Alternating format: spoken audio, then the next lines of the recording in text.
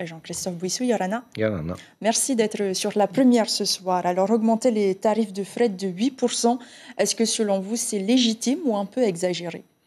Non, c'est pas que ce soit forcément exagéré, parce que ça découle d'une formule qui prend en considération le carburant, la masse salariale, mais aussi les autres charges de ces compagnies maritimes. Donc c'est une formule qui a été votée par l'Assemblée il y a déjà très longtemps et qui a été reformulée récemment. Mais je voudrais quand même dire une chose, parce qu'il faut préciser pour le public.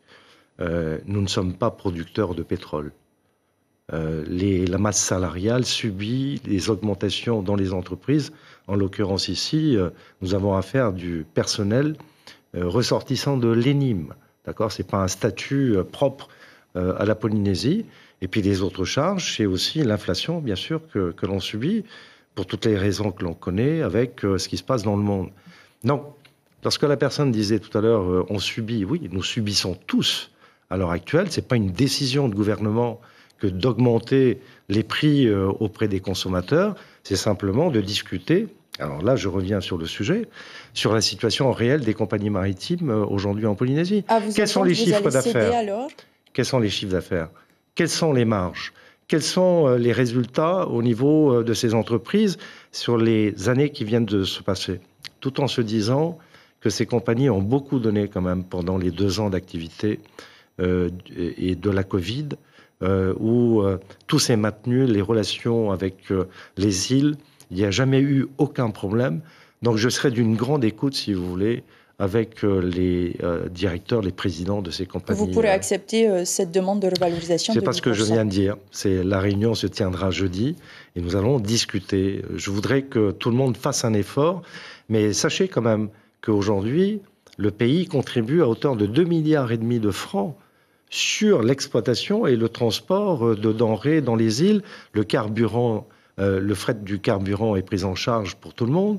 Les matériaux de construction, les PPN, les denrées dans les îles, des agriculteurs qui viennent ici, ça nous coûte déjà. Mais qui paye? La population paye. Ce sont nos impôts qui payent cette contribution du pays.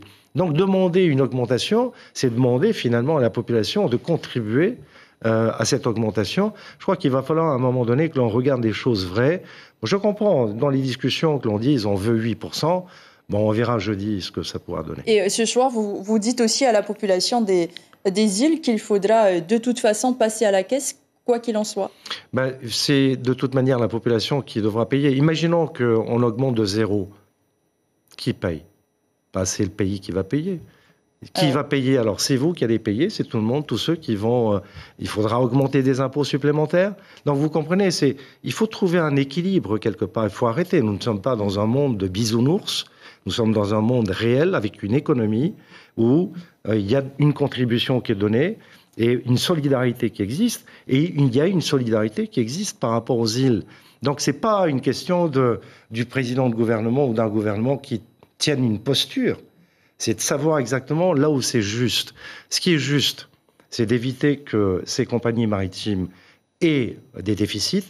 Ce qui est juste aussi, c'est d'éviter de trop mettre sur la population et sur la consommation.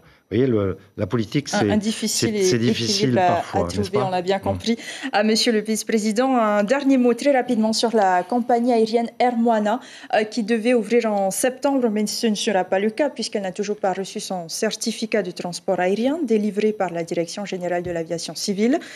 Il tarde à être délivré. Aujourd'hui, elle vit sur ses fonds propres et emploie une 60aine d'employés. Comment est-ce que le pays pourrait l'accompagner dans ses démarches pour qu'elle puisse obtenir plus rapidement ce certificat? Des renseignements que j'ai, il y a 2 avions en cours de préparation pour mettre aux couleurs de la compagnie.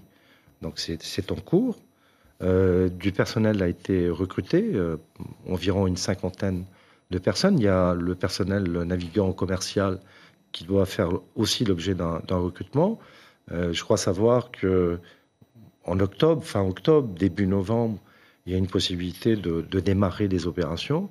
En ce qui nous concerne, nous sommes en train de travailler avec la compagnie pour que les comptoirs dans les îles et les opérations de fret et des passagers se passe dans de bonnes conditions. Il faut accélérer ici sur la plateforme de Tedifara les mesures nécessaires à accueillir cette nouvelle compagnie. Mais ce que je peux vous dire, c'est que nous sommes vraiment très favorables, comme la population, à ce qu'il y ait une concurrence. Je sais même que RTT s'est d'ores et déjà préparé à ce que cette concurrence se mette en place. Donc j'encourage cette nouvelle compagnie à continuer sur sa voie. Merci beaucoup Jean-Christophe Bouissou d'avoir répondu à nos questions ce soir. L'information en continu sur Polynésie la première, Internet et réseaux sociaux.